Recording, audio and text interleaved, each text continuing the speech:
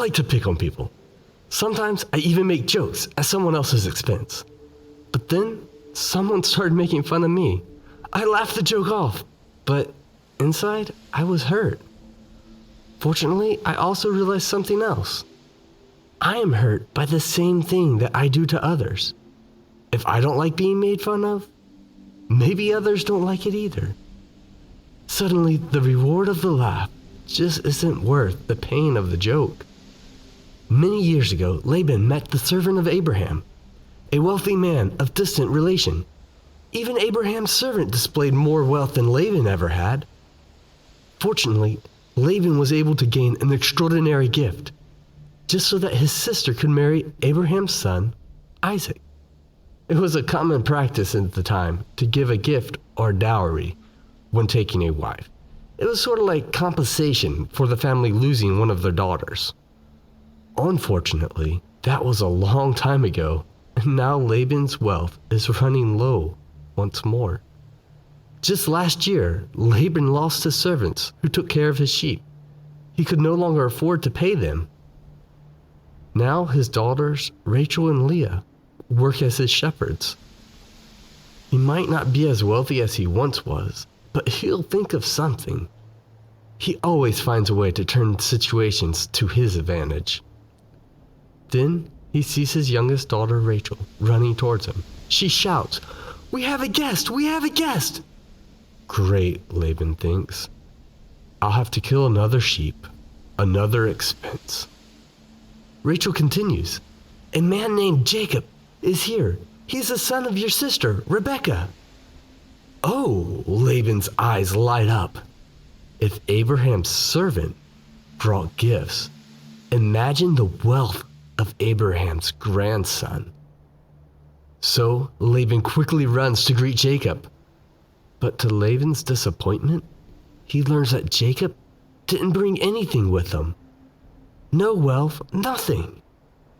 But he is Rebekah's son, so Laban shows him the due hospitality. An extra hand to tend the sheep won't hurt either.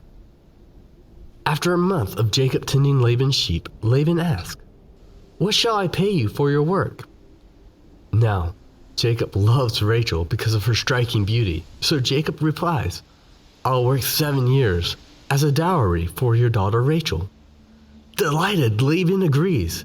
Again, he'll get an extraordinary gift, but this time for his daughter. With Jacob looking after his flocks, Laban's wealth greatly increases. As the years pass and the day of the wedding nears, Laban thinks to himself, "I cannot lose Jacob. His work is making me rich. If I give him Rachel as I promised, he will leave and go back to his homeland, and my wealth again will diminish." Then he looks at Leah, his oldest daughter, ugly and unwanted.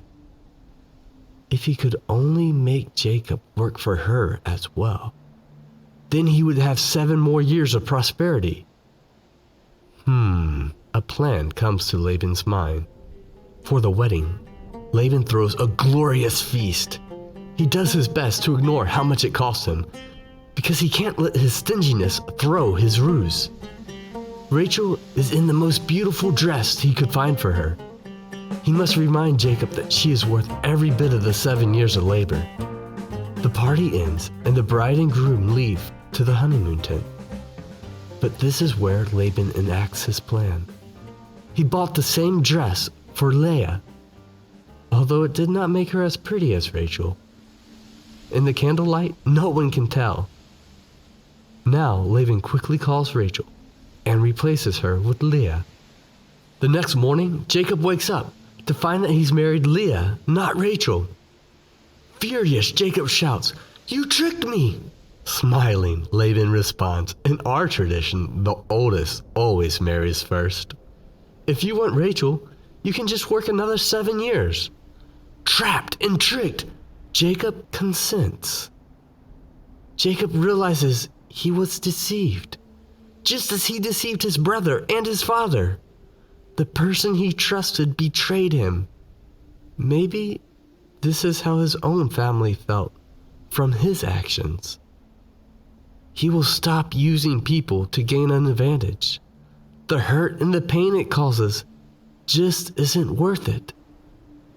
He decides to work another 7 years so he can marry beautiful Rachel, whom he loves. Then he will return home and seek forgiveness from those he deceived. Thank you for watching. Consider liking, subscribing, or sharing this video with a friend.